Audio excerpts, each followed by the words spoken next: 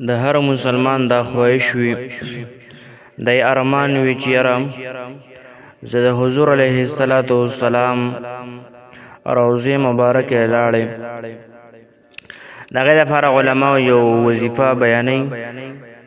چې کوم انسان دغه وظیفه کوي الله تعالی به عمرې له بوځي الله تعالی به د حضور علیه السلام د روضې دیدار نصیب کړي په حرم شریف کې به ګرځېدل نصیب شي د هغوی دپاره ډېره مبارکه او ډېره زیاته مجربه وظیفه ده وایي څوک چې د ماسپښین نه پس وایي دغه وظیفه کوي نو که قرضدار وي الله به قرض هم ختم کړي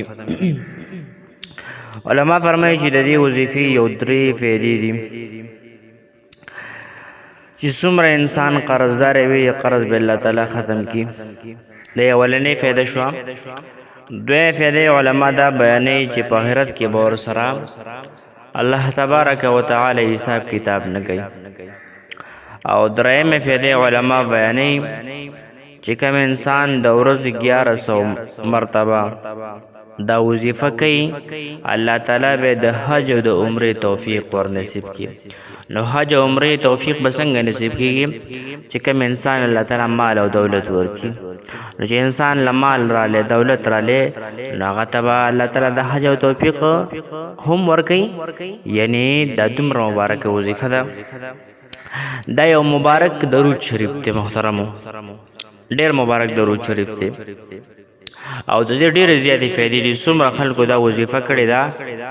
الله تعالی هغه ټول حرم شریف ته بوتلی دي